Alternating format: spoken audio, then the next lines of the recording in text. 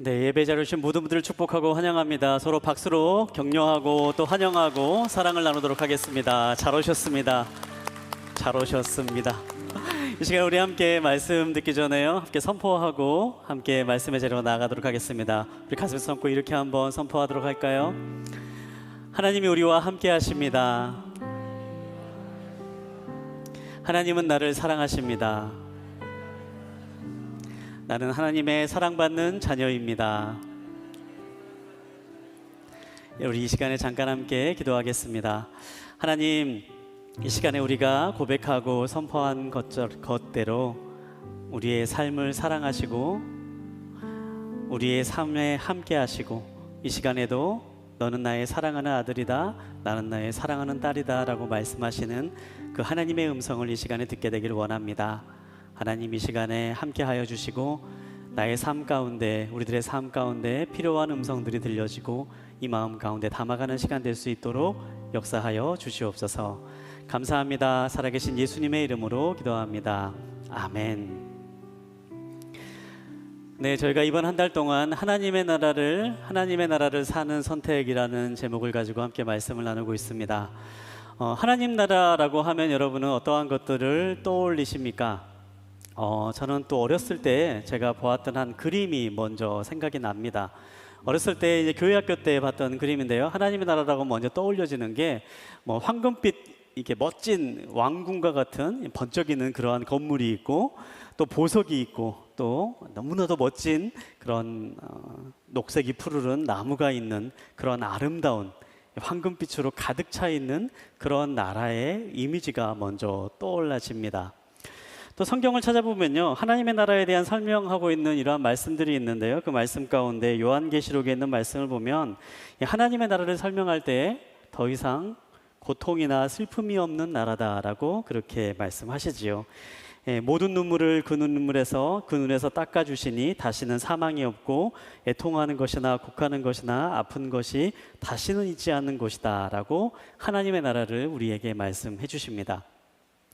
그러나 이런 하나님의 나라를요, 우리가 좀 의미적으로, 개념적으로 한번 생각을 해보면요, 이 하나님의 나라라고 하는 것은요, 하나님이 다스리시는 곳을 뜻합니다. 하나님의 통치가 있는 곳, 하나님이 함께 하시기 때문에 하나님께서 다스리시는 곳, 그리고 하나님께 그 다스림을 받는 백성들이 있는 곳, 그곳을 바로 우리가 하나님의 나라다라고 이야기합니다. 우리가 하나님의 나라를 사는 선택이라는 제목을 가지고 이번 한 달 동안 함께 말씀을 나누는데요, 이 말씀의 의미는요, 우리가 나중에 죽어서 가게 될 하나님의 나라를 소유한 삶을 선택하는 것을 뜻합니다. 또 그것과 동시에 우리가 살아가고 있는 이 세상에서 하나님의 나라를 살아가는 것, 어떻게 하면 그 하나님의 나라를 우리가 살아가는 이 세상에서 살아갈 수 있을까, 함께 고민하는 시간으로 이 한 달 동안 함께 보내고 있습니다. 오늘 두 번째 시간인데요, 오늘 함께 나눌 말씀의 제목은요, 인생에 잡초가 있다면 이라는 제목을 가지고 함께 말씀을 나누도록 하겠습니다. 오늘 말씀 먼저 함께 읽도록 하겠는데요, 오늘 함께 볼 하나님의 말씀은 마태복음 13장 24절부터 30절까지 있는 말씀입니다. 저와 여러분이 한 절씩 돌아가면서 읽도록 하겠습니다. 예수께서는 또 다른 비유를 들어 말씀하셨습니다. 하늘나라는 어떤 사람이 자기 밭에 좋은 씨를 뿌린 것에 비유할 수 있다. 그런데 사람들이 모두 자고 있는 동안 원수가 와서 밀 가운데 가라지를 뿌리고 도망갔다. 밀이 줄기가 나서 열매를 맺을 때에 가라지도 보였다. 종들이 주인에게 와서 말했다. 주인님께서는 밭에 좋은 씨를 뿌리지 않으셨습니까? 그런데 도대체 저 가라지가 어디에서 생겨났습니까? 그러자 주인이 대답했다. 원수가 한 짓이다. 종들이 물었다. 저희가 가서 가라지를 뽑아버릴까요? 주인이 대답했다. 아니다. 가라지를 뽑다가 밀까지 뽑을 수 있으니 추수할 때까지, 함께 보겠습니다. 추수할 때까지 둘 다 함께 자라도록 내버려 두어라.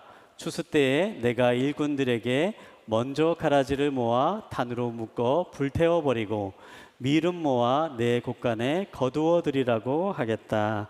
아멘. 프랑스의 소설가 모파상이 지은 목걸이라고 하는 단편 소설이 있습니다. 이 소설의 주인공은요, 마틸드라고 하는 여성인데요.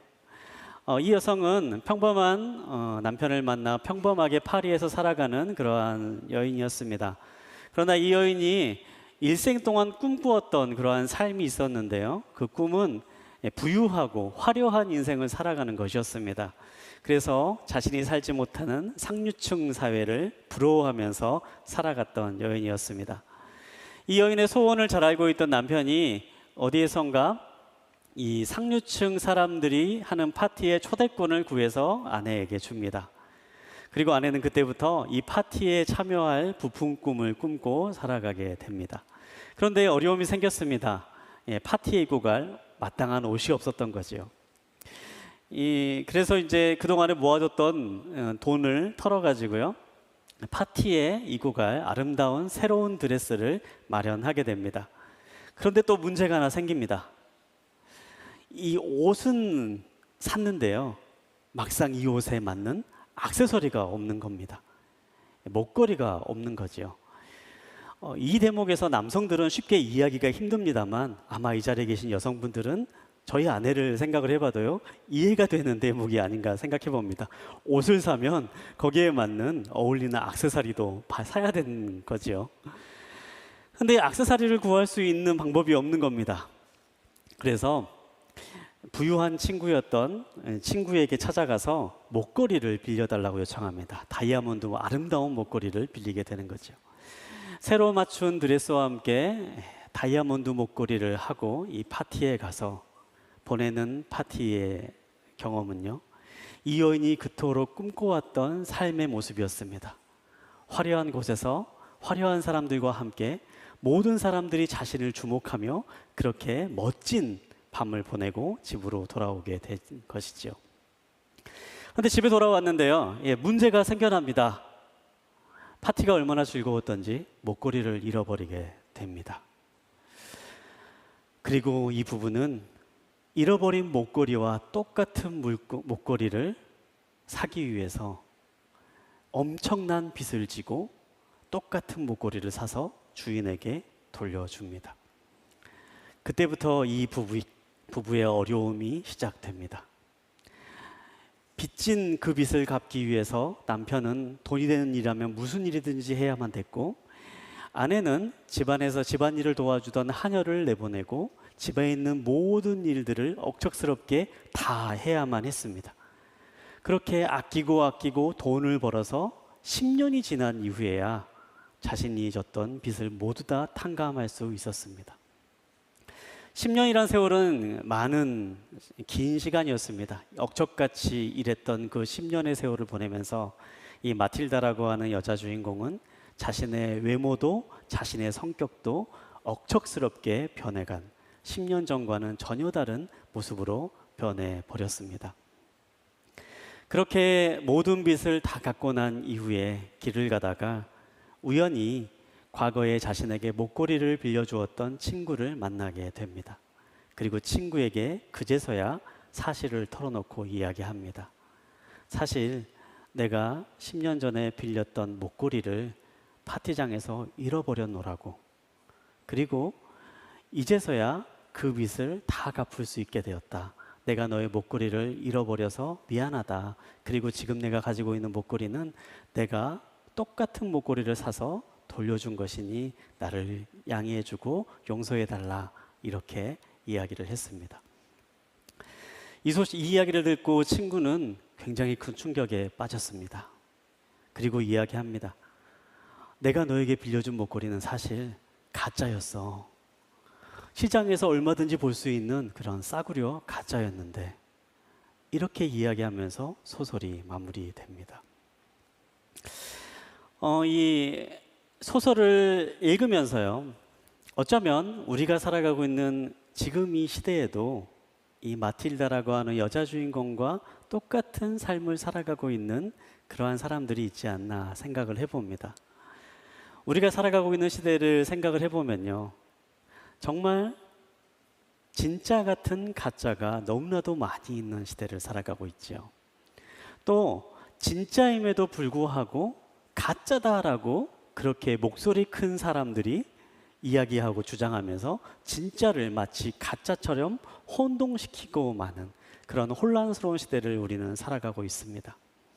이러한 혼란스러운 시대 가운데 많은 사람들이 가짜 목걸이를 마치 진짜인 줄 알고 그 가짜 목걸이를 위해서 삶을 허비하고 10년이 훌쩍 넘는 시간을 허투루 흘려보내고 마는, 그렇게 의미 없는 시간을 보내고 마는 그러한 사람들이 우리들의 주변 가운데 있지는 않나, 그렇게 생각해 봅니다.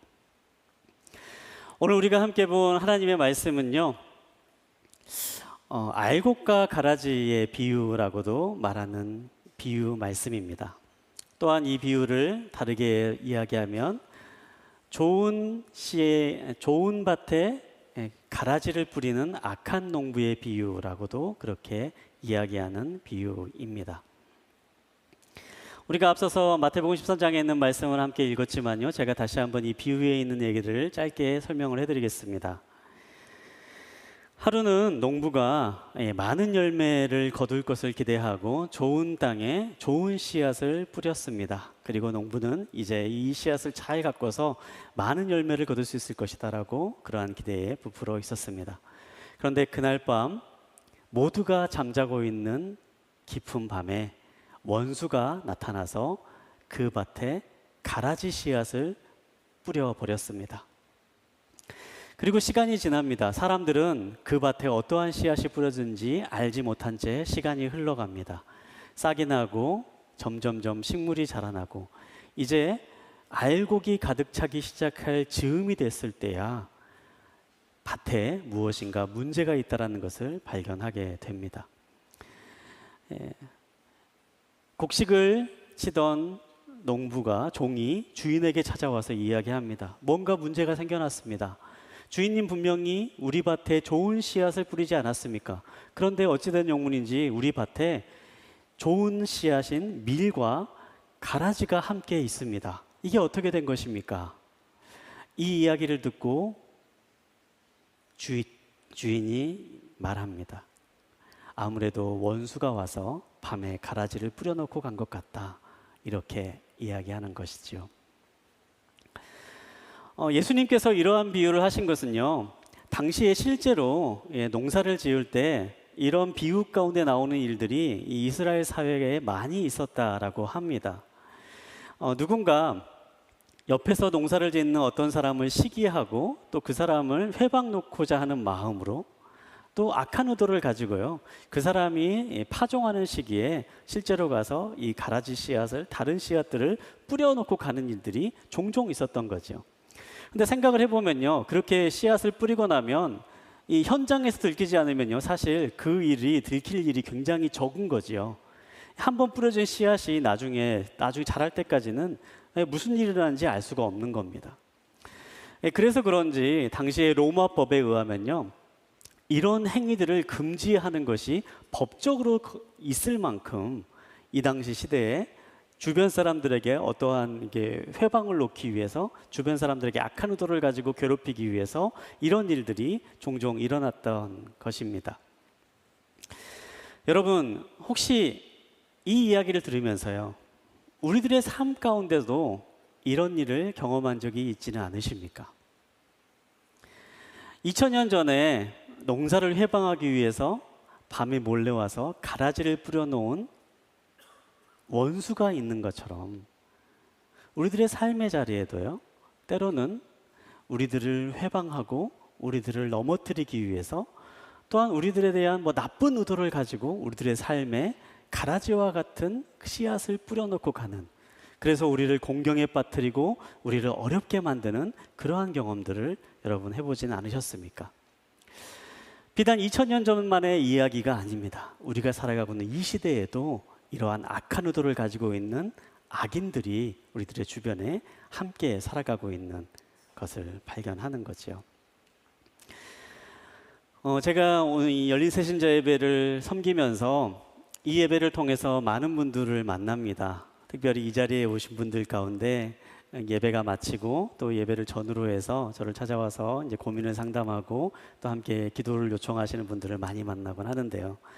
그런 분들 가운데 많은 분들이 이 밭에 원수가 가라지를 뿌리는 것과 같은 그런 억울한 일을 당하신 분들이 많이 찾아와요.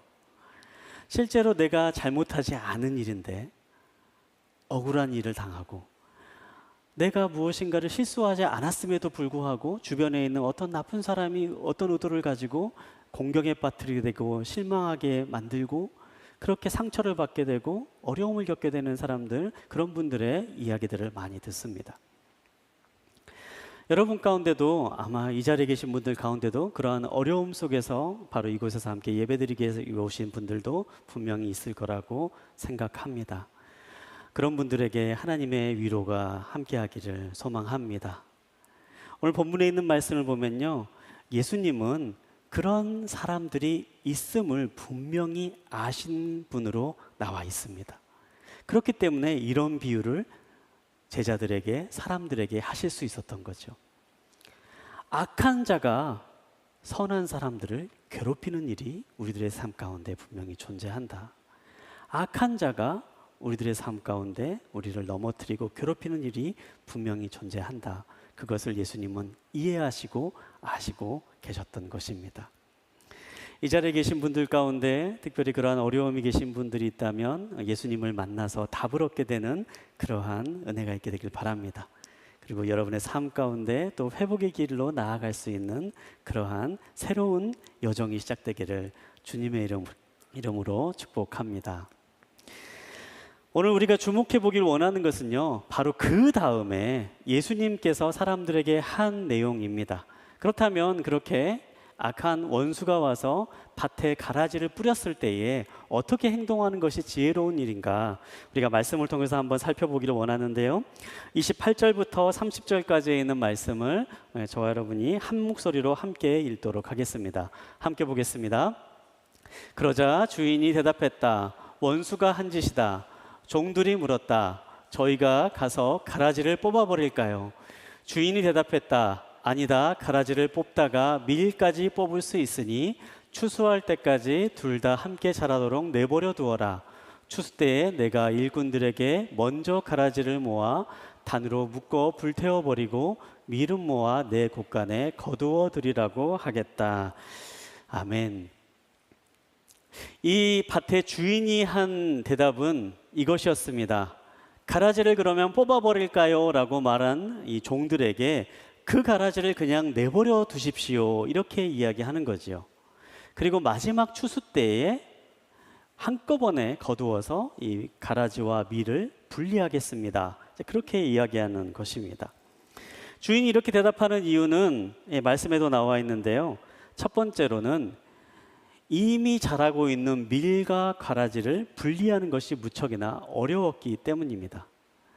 특별히 종들이 이 밀과 가라지를 분리하는 것이 무척 어려웠던 거죠. 오늘 이 본문에 있는 말씀에 나오는 이 가라지는요, 이 엄밀하게 이야기하자면 밀의 한 변종인 독보리라고 하는 것입니다. 이 독보리는요, 밀과 굉장히 닮아서 사람들이 쉽게 구별할 수가 없었다라 그래요. 여기 보면 이제 밀과 독보리가 나오는데요. 이렇게 알곡이 들어찰 때쯤 돼서야 밀의 모양과 독보리의 모양이 구별될 수 있었지만, 그냥 알곡이 들어차지 않을 때에는 똑같은 모습으로 자라나서 이걸 쉽게 구별할 수 없었다라는 거죠. 그런데 이미 이때는요, 알곡이 들어찬 때였습니다. 알곡이 들어차서 이제는 밀과 독보리를 구별할 수 있는 그런 시기였던 거죠. 그런데 주인이 걱정을 합니다. 이 비슷한 두 식물이 함께 자라고 있기 때문에 만약에 이 독보리를 뽑으려다가 밀까지 잘못해서 뽑아버릴 수가 있으니까 그냥 내버려 두십시오, 이렇게 이야기하는 거죠. 단 하나의 알곡이라도 상하게 해서는 안 된다라는 그러한 마음이 있었던 겁니다. 더 나아가서 단순하게 이 독보리하고 밀을 구별하기 힘들기 때문에 주인이 이게 이 가라지 독보리를 뽑지 말라라고 하는 것이냐, 또 다른 이유가 있었는데요. 이때 당시에 이 원수는요, 밀을 뿌려놓은 밭에 가라지 씨앗을 이제 덧뿌렸다라고 그렇게 기록되어 있죠. 그래서 이제 식물이 자라면서 뿌리를 뻗치고 자라게 되는데요. 이때 당시가 되면요, 이미 밀의 뿌리와 이 독보리의 뿌리가 서로 얽히고 얽혀서 그렇게 자라고 있을 때였던 거죠. 만약에 뿌리를 뽑기 위해서 뽑아내려고 한다면요, 그러다가 밀의 뿌리도 함께 딸려오는 경우들이 생겨날 수 있게 되는 것이었습니다. 그렇기 때문에 주인이 얘기했습니다. 독보리를 그냥 내버려 두라. 그냥 독보리는 있는 대로 내버려 두고 가라지는 그냥 있는 대로 내버려 두고 그냥 잘 열매가 맺힐 때까지 계속해서 농사를 지어라. 그렇게 이야기를 하는 것입니다. 우리의 삶 가운데 이러한 가라지가 났을 때, 우리의 삶 가운데 이러한 잡초와 같은 것들이 생겨났을 때 어떻게 하는 것이 지혜로운 일일까요? 저는 예수님께서 하신 이러한 삶의 모습이 우리의 삶을 보호하고 지킬 수 있는 지혜로운 방법이라고 생각을 합니다. 자칫하다가 가라지를 뽑고 잡초를 뽑으려다가 나의 삶 전체가 흔들릴 수 있는, 나의 삶 전체가 어려움을 겪을 수 있는 일들이 종종 생겨나기 때문인 거죠.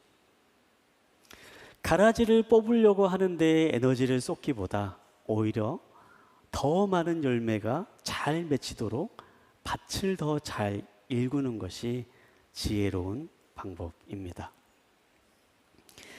실제로 성경을 보면요, 하나님께서도 이와 비슷한 방법으로 이스라엘 백성들을 다스리는 모습을 볼 수가 있습니다. 민수기를 보면 이스라엘 백성들이 이집트에서 나와 광야 생활을 하며 가나안 땅으로 향하는 여정의 이야기가 담겨져 있습니다. 하나님께서 이스라엘 백성들과 함께 하셔서 그들이 필요할 때마다 마실 물을 주시고 또 먹을 것을 공급해 주셨지만, 광야라고 하는 것은요, 사람이 살아가기에는 굉장히 힘들고 어려운 장소였습니다. 그래서 이스라엘 백성들이 불평과 불만을 이야기할 때가 많이 있었지요. 그 가운데 민수기 11장 4절부터 6절까지에 있는 말씀을 보면요, 이런 기록이 나옵니다. 민수기 11장 4절부터 6절까지에 있는 말씀을 제가 한번 읽어드리겠습니다. 이스라엘 가운데 섞여 살던 사람들이 다른 음식을 요구하기 시작했습니다. 그러자 이스라엘 자손이 다시 울면서 말했습니다. 누가 우리에게 고기를 먹게 해줄 수 있을까? 이집트에서는 생선, 오이, 멜론, 부추, 양파, 마늘을 공짜로 먹을 수 있었는데 이제 우리가 식욕을 잃어버리고 말았구나. 눈에 보이는 것이라고는 이 만나뿐이니. 네, 이스라엘 백성들이 하나님 앞에 한탄하는 내용이 나와 있습니다. 광야 생활을 하면서 하나님께서 만나라고 하는 신비로운 것을 이스라엘 백성들에게 부어주시면서 광야에서 그들이 먹고 살 수 있도록 계속해서 은혜를 주셨습니다. 그런데 시간이 지나자 이스라엘 백성들이 더 다른 것들을 바라기 시작을 했더라는 거죠. 그러면서 말합니다. 우리가 이집트에 살았을 때는 거기에는 생선도 있고 오이도 있고 멜론도 있고 부추도 있고 많은 것들을 먹을 수가 있었는데 우리는 이제 만나밖에 먹을 수가 없구나라고 이제 한탄하고 불평하고 불만하는 그러한 목소리들을 내기 시작했던 거죠. 사실 하나님의 입장에서 봤을 때는요, 굉장히 이거는 괘씸한 말입니다. 원래 이스라엘 백성들은요, 이집트에서 노예 생활을 하던 사람들이었습니다. 그곳에서 굉장히 힘들고 어려운 노동 일을 하면서 하나님 제발 저를 구해 주십시오라고 하나님께 부르짖고 찾으면서 그 말에 응답해서 하나님께서 이스라엘 사람들을 이집트 땅에서 이끌어내 주셨던 거죠. 그런데 이제 광야 생활을 하다 보니까 차라리 이집트가 좋았는데 그곳에서는 먹을 것이 많았는데 그렇게 불평하고 신세 한탄을 하고 있는 것입니다. 근데 말씀을 보면요, 이러한 불평과 불만이 어디서부터 시작되었는가, 그 부분이 나와 있는데요, 4절에 있는 말씀을 보면 이렇게 기록되어 있습니다. 이스라엘 가운데 섞여 살던 사람들이 다른 음식을 요구하기 시작했습니다. 이렇게 시작되는 거죠. 이스라엘 백성들 가운데에 함께 섞여 살고 있던 어떤 사람들이 있었는데 그 사람들이 만나 말고 다른 음식들을 달라라고 요구하기 시작했다. 거기에서부터 이 일이 시작되었다라고 기록되어 있는 거죠. 가라지와 같은 사람들이 함께 섞여 있었던 겁니다. 이스라엘이라고 하는 좋은 밭에 밀과 가라지가 함께 섞여 있고 그 가라지로 인하여서 이스라엘 백성들이 점점점 불평과 불만으로 오염되고 있는 그러한 시대의 모습을 볼 수가 있는 거죠. 그런데 하나님께서는요, 바로 그들에게 이렇게 말씀하십니다. 18절부터 20절까지 있는 말씀인데요, 민수기 11장 18절부터 20절까지에 있는 말씀, 우리 한 목소리로 함께 읽겠습니다. 백성들에게 이렇게 말하여라. 내일을 위해 몸을 거룩하게 하라. 너희가 여호와의 귀에 대고 울면서 누가 우리에게 고기를 먹게 해줄 수 있을까? 이집트에서 살던 것이 훨씬 나았구나라고 했으므로 내일은 너희가 고기를 먹게 될 것이다. 여호와께서 너희에게 고기를 줄 것이니 너희가 먹게 될 것이다. 여기까지만 보겠습니다. 하나님께서는요, 놀랍게도 이스라엘 백성들의 그 불평과 불만에 그냥 들으시고 내가 괘씸하지만 너희에게 고기를 먹게 해줄 거다라고 그렇게 말씀하십니다. 그리고 실제로 이 말씀이 이루어져서요, 이스라엘 백성들이 살고 있는 진영 가운데 메추라기 새가 새떼를 이루어서 오게 해서 이스라엘 백성들이 질리도록 먹게 하셨습니다. 하나님의 관점으로 봤을 때는요, 그 당시에 불평과 불만을 선동했던 이 가라지들을 뽑는 일을 하실 수도 있었을 겁니다. 이스라엘 백성들을 선동해서 불평을 하게 하고 불만을 시게 하는 그러한 다른 섞여 있는 사람들을 색출해서 내가 너를 발본색원하겠다라고 하면서 벌을 주고 쫓아내는 방법도 사용하실 수 있을 것이었습니다. 그런데 하나님이 사용하는 방법은 어떤 것이었습니까? 이스라엘 백성들의 그 불평과 불만을 들어주시는 거죠. 오히려 과하게 들어주시는 겁니다. 질릴 정도로 내가 너에게 먹게 해주겠다. 그렇게 이 문제를 해결하시는 모습을 볼 수가 있습니다. 만약에 이제 막 광야 생활을 해나갔던 이스라엘 백성들에게 가라지를 색출하고 불평분자들을 색출하고 섞여 들어온 사람은 색출해냈다면 어찌 보면 이 공동체에는요, 더 큰 위기가 닥칠 수도 있습니다. 광야 생활을 시작한 지 얼마 되지 않는 사람들의 믿음과 하나님에 대한 신뢰가 흔들릴 수 있는 거지요. 그런데 하나님은 그때 가라지를 그냥 내버려 두고 더 큰 은혜로 그들에게 쏟아 부어 주시는 것을 볼 수가 있습니다. 사랑하는 여러분, 우리의 삶 가운데 인생의 잡초 같은 사람, 또 때로는 가라지가 뿌려지는 것과 같은 그러한 일을 마주할 때가 있습니다. 그러한 순간에 여러분, 가라지를 색출하는 데에 여러분의 인생을 낭비하지 마십시오. 잡초를 뽑는 데에 여러분의 삶과 에너지를 낭비하지 마십시오. 쓸모없는 것들을 제거하기 위해서 에너지를 쏟고 여러분의 노력을 쏟고 여러분의 마음을 쏟고 여러분의 시간을 쏟는 대신 더 좋은 열매를 맺기 위해서, 더 풍성한 열매가 맺히기 위해서 내가 할 수 있는 일을 최선을 다해서 해나가십시오. 그렇게 살아갈 때에 오늘 비유에 있는 말씀처럼 하나님의 나라가 우리들의 삶 가운데 이루어지는 것을 경험할 수 있을 것입니다. 오늘 본문에 있는 말씀을 보면서 하나님의 나라가 어떤 나라인가라고 이야기한다면요, 한마디로 줄여서 말씀드리자면 인내로서 세워가는 나라입니다.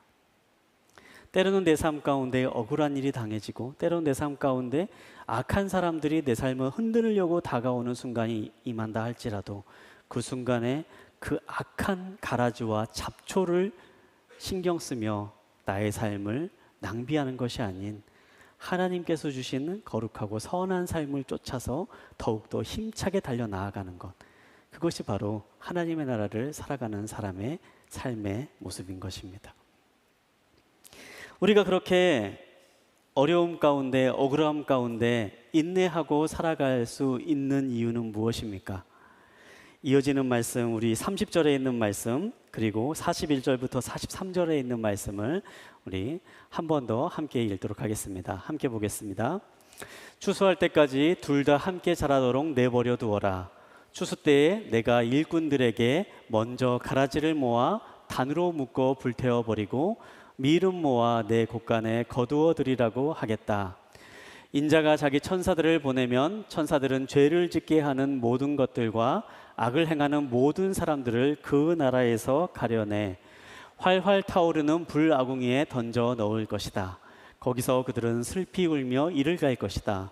그때 의인들은 자기 아버지의 나라에서 해같이 빛날 것이다. 귀 있는 사람은 들으라. 아멘. 우리가 눈앞에 있는 가라지와 잡초를 무시하고 하나님이 주신 선한 열매를 맺는 삶에 집중할 수 있는 이유는요, 하나님은 이 모든 것을 지켜보시고 기억하시는 분이시기 때문입니다. 그리고 더 나아가서 하나님은 우리의 삶을 심판하시는 분이시기 때문입니다. 하나님은 분명히 말씀하십니다. 추수 때가 올 것이다. 추수 때가 올 때에 이 밭에 있는 모든 것들을 수확하여 밀은 따로 곡간에 넣어두고 가라지는 아궁이에 넣어 불태워 버릴 것이다 말씀하십니다. 이 말씀을 해석하시는 41절과 43절에 있는 말씀을 보면요, 또한 말씀하십니다. 마지막 심판의 때에 하나님이 심판하시는 바로 그 날에는 악한 일을 하는 악인들은 분명히 심판을 받게 될 것이다. 그렇게 말씀하시죠. 그리고 이어서 말씀하십니다. 의인들은 아버지의 나라에서 해같이 빛나는 영광을 구하게 될 것이다. 그렇게 말씀하십니다. 우리가 이 세상을 살아갈 때에 가라지가 잡초에 신경 쓰지 않고 살아가도 되는 이유가 무엇입니까? 하나님이 보시기 때문입니다. 그리고 하나님이 심판하시기 때문입니다. 하나님이 모든 것들을 선과 악으로 구분하시고 선한 사람들에게 많은 열매를 부어주시고 하늘의 해와 같이 빛나게 하는 기쁨을 허락해 주시겠다 약속하시고 함께 하시기 때문입니다. 오늘 말씀을 이제 마무리하면서요, 한 사람의 이야기를 소개해드리고 말씀을 마무리하려고 합니다. 이 말씀을 준비하는 가운데에 저희 교회 이제 이인용 장로님께서 이제 한 신문에 쓰신 칼럼 하나를 이제 보게 되었습니다.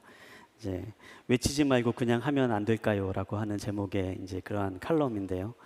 그 칼럼 가운데 이제 한 사람의 이야기가 나와 있는데요. 이 미국의 땅콩 박사라고 불리우는 조지 워싱턴 커버라고 하는 사람의 이야기가 이 칼럼 가운데 소개됩니다. 그 칼럼에 나와 있는 이야기를 조금 편집해서 이 시간에 말씀드리려고 합니다.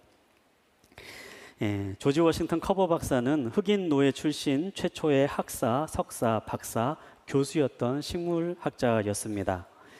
커버 박사는 척박해진 땅에 땅콩을 심도록 해 매년 땅콩 풍년이 들게 했습니다. 그러던 중 이제는 수확한 땅콩 값이 너무 많이 수확이 되어서 값이 떨어져 문제가 되자 커버 박사는 깨어있는 시간 내내 연구에 몰두해 땅콩 버터 같은 온갖 종류의 땅콩 가공식품들을 개발해냈습니다. 박사님의 이러한 노력으로 인해 가난을 대물림해온 미국 남부 지역의 농민들의 삶이 눈에 띄게 좋아졌다고 합니다. 그러나 당시 시대에는 인종에 대한 차별이 매우 심한 사회였습니다. 그것은 흑인이었던 카버 박사님도 예외가 아니었습니다. 심지어 학회 발표자로 초청받았을 때에도 학회장 입구에서 흑인이라는 이유만으로 제지를 받기도 했습니다. 그럴 때마다 그는 주최 측에서 나와 안내해 줄 때까지 조용하게 기다리기만 했습니다. 이러한 부당한 차별로 인해 겪는 분노를 오히려 연구에 쏟아부었으며 가난에 지친 흑인들을 말없이 돌보았습니다. 가난한 흑인들이 생계를 유지하기 위한 다양한 방법들을 개발하고 제공해 주었습니다. 한 번은 한 청년이 카버 박사에게 물었습니다.